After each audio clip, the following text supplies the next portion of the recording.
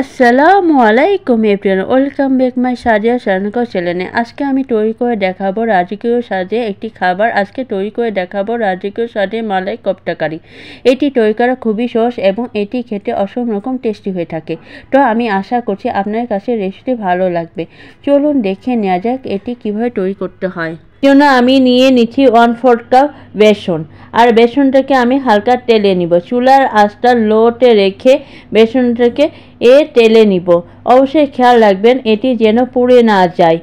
So এর মাঝে বেসনটা তেলে না হয়ে গেছে, সো চুলাটা বন্ধ করে দিব।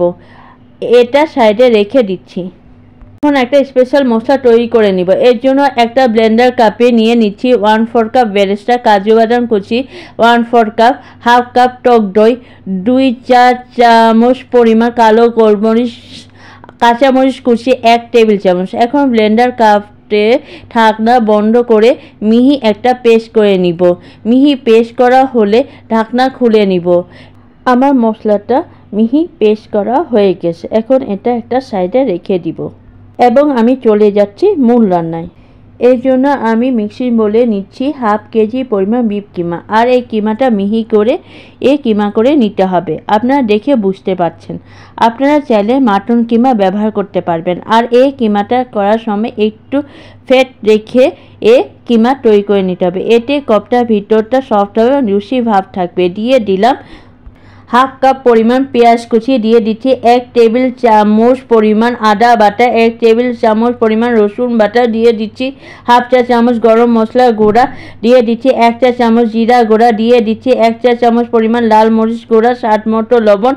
এখন সব মশলা ভালো করে কিমার সাথে মিশিয়ে নিব। এরপর বাইন্ডিংয়ের জন্য ব্যবহার করব তেলে নেওয়া বেসন। প্রথমে বেসনের কিছুটা দিয়ে দিচ্ছি, প্রয়োজন হলে আবার কিছু ব্যবহার করব। সেটা চেষ্টা করবেন একবারে না দিয়ে অল্প অল্প করে দিয়ে এটা মেখে নেওয়ার জন্য। আরও কিছুটা বেসন লাগবে। তেলে নেওয়া বেসনের বাকিটা দিয়ে দিলাম। আজকে আমি মোট 1/4 কাপ বেসন ব্যবহার করছি। মেখে নেওয়ার পর যখন বাইন্ডিংয়ের পর্যায়ে চলে আসবে তখন বুঝতে হবে হয়ে গেছে। হাতের মধ্যে মুঠ করে পাকিয়ে যখন কোপ্তা শেপ নেওয়া যায় তখন বুঝতে হবে এটা হয়ে গেছে। তো আমার এটা মেখে নেওয়া হয়ে গেছে। সো আমি কোপ্তাগুলো তৈরি করে নিচ্ছি। এই অন্যান্য কোপ্তা যেভাবে তৈরি করে সেইভাবে কোপ্তাগুলো তৈরি করে নিতে হবে। হাতের মধ্যে মুঠ করে একটু রাউন্ড করে নিতে হবে। তারপর 2 হাত দিয়ে এটি বলের মতো করে হবে। আমি এভাবে সবগুলো কোপ্তা তৈরি করে নিব। সো এরই মাঝে আমার সবগুলো কোপ্তা তৈরি করা হয়ে গেছে। এখন এই কোপ্তাগুলো হালকা তেলে ভেজে নিব। কোপ্তাগুলো ভাজার জন্য আমি চুলায় ফ্রাই প্যান বসিয়ে দিয়েছি। আর এখন আমি দিয়ে দিচ্ছি 3 টেবিল চামচ পরিমাণ নর্মাল রান্নার তেল। আর আমি খুব হালকা তেলে কোপ্তাগুলো শ্যালো ফ্রাই করে নিব। খুব একটা ডুবো তেলে এই কোপ্তাগুলো ভাজার দরকার নেই। অল্প তেলে খুব সহজে ভেজে নেওয়া যায়। আর এইভাবে অল্প তেলে ভাজলে কোপ্তাগুলো ভিতরে জুসি ভাবটা বজায় থাকবে। এখন তেলটা হালকা গরম হয়ে যাওয়ার পর কোপ্তাগুলো দিয়ে দিচ্ছি। মিডিয়াম লো আছে কোপ্তাগুলো ভেজে নিব। কোপ্তাগুলো এক পাশ ভাজা হয়ে গেলে অপর পাশ উল্টিয়ে দিব। কোপ্তাগুলো 2 পাশ ভাজা হয়ে গেলে একটা প্লেটে সবগুলো কোপ্তা উঠে নিব। এভাবে বাকি কোপ্তাগুলো ফ্রাই প্যানে ভেজে নেব। এভাবে সবগুলো কোপ্তা ভাজা হয়ে গেলে একটা প্লেটে উঠে নিব। এখন একটা কড়াইতে 1/4 কাপ তেল দিয়ে দিচ্ছি। তেলটা যখন গরম হয়ে আসবে আমি দিয়ে দিচ্ছি এই পর্যায়ে 3টা তেজপাতা, 3টা সবুজ এলাচ, 4টা দারচিনি, 4টা লবঙ্গ। এখন এই মশলাগুলো তেলে হালকা আঁচে ভেজে নিব মশলা থেকে ফ্লেভারটা বের হয়ে আসার জন্য। মশলাগুলো হালকা ভেজে নেওয়ার পরে এখন আমি দিয়ে দিচ্ছি 1/4 কাপ পেঁয়াজ বাটা, 1 টেবিল চামচ পরিমাণ আদা বাটা, 1 টেবিল চামচ পরিমাণ রসুন বাটা। এখন পেঁয়াজ বাটা, আদা, রসুন বাটাকে তেলে হালকা ভেজে নিব যাতে করে এর কাঁচা গন্ধটা সরে যায়। তেলের মধ্যে পেঁয়াজ ও আদা রসুন বাটা ভেজে নেওয়ার পরে আমি দিয়ে দিচ্ছি আমরা যে স্পেশাল মশলা তৈরি করে রেখেছিলাম, টক দই, পেঁয়াজ পেস্ট, অন্যান্য মশলা সহ সেই মশলাটা। এখন আমি দিয়ে দিচ্ছি 1 চা চামচ পরিমাণ জিরা গুঁড়া, 1/4 চা চামচ পরিমাণ জৈত্রী বাটা।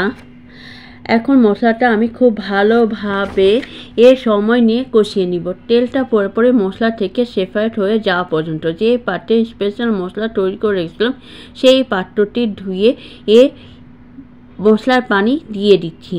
এরপর আরও কিছুক্ষণ মশলাটা কষিয়ে নিচ্ছি। আসলে মশলাটা যত বেশি কষানো হবে কপ্তাটা তত বেশি খেতে টেস্টি হবে। মশলাটা ভালোভাবে কষানো হলে আমি এখন দিয়ে দিচ্ছি স্বাদ মতো লবণ। এরপর আমি নেড়ে চেড়ে মশলার সাথে মিশিয়ে নিচ্ছি। এরপর ভেজে রাখা কপ্তাগুলো দিয়ে দিচ্ছি। কপ্তাগুলো দেওয়ার পরে এখন কপ্তাগুলো আমি মশলার সাথে 2-3 মিনিট কষিয়ে নিব।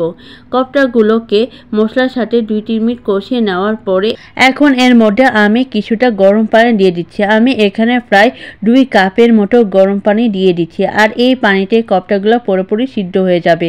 আর এর মধ্যে যতটুকু গ্রেভি দরকার সেটি পেয়ে যাব। এখন আমি মিডিয়াম আঁচে ঢাকনা দিয়ে ঢেকে এই কপ্তাগুলো 20 মিনিটের মতো রান্না করে নিচ্ছি। 20 মিনিট পর আমি ঢাকনা তুলে নিচ্ছি। এখন এর মধ্যে দিয়ে দিচ্ছি 2 টেবিল চামচ পরিমাণ টমেটো সস, 6 টেবিল চামচ পরিমাণ হেভি ক্রিম, 2 চা চামচ পরিমাণ চিনি। এরপর সবগুলো একসাথে আবার মিশিয়ে নিচ্ছি। এখন এর মধ্যে 7টা কাঁচামরিচ দিয়ে দিচ্ছি। কাঁচামরিচ দিয়ে দিচ্ছি রান্নার ফ্লেভারের জন্য।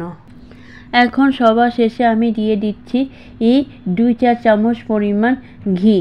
এই পর্যায়ে চেষ্টা করবেন ঘি দেওয়ার জন্য। এতে করে কপ্তা কারির মধ্যে একটা সুন্দর ফ্লেভার আসবে এবং রাজকীয় স্বাদ চলে আসবে। পর 2 মিনিটের জন্য ঢাকনা দিয়ে ঢেকে একদম মিডিয়াম লো আঁচে দমে রেখে দিব।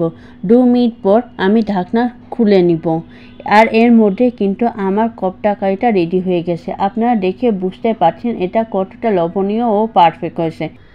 এখন চুলার আঁচটা বন্ধ করে দিচ্ছি। এখন একটা সার্ভিং ডিশে কপ্তা কারিকে সার্ভ করে নিচ্ছি। এর উপরে হেভি ক্রিম ও পেঁয়াজ বেরেস্তা দিয়ে সার্ভ করে নিচ্ছি। এটা শুধু দেখার সৌন্দর্য রাখার জন্য। এটা পুরোপুরি অপশনাল। হয়ে গেল আমার রাজকীয় স্বাদে মালাই কপ্তা কারি। খুব একটি টেস্টি খাবার। আপনারা যখন ঘরে তৈরি করবেন তখন নিজেরাই বুঝতে পারবেন। আশা করি আমার আজকের রেসিপিটি আপনাদের ভালো লেগেছে। যদি ভিডিওটি ভালো লেগে থাকে তাহলে আমার চ্যানেলটি সাবস্ক্রাইব করবেন এবং পাশে বেল আইকনকে অবশ্যই ক্লিক করে দিবেন। এতে করে আমি যখন নিউ ভিডিও দেব তখন আপনারা সাথে সাথে নোটিফিকেশন পেয়ে যাবেন। ভালো থাকবেন, সুস্থ থাকবেন। আল্লাহ হাফেজ।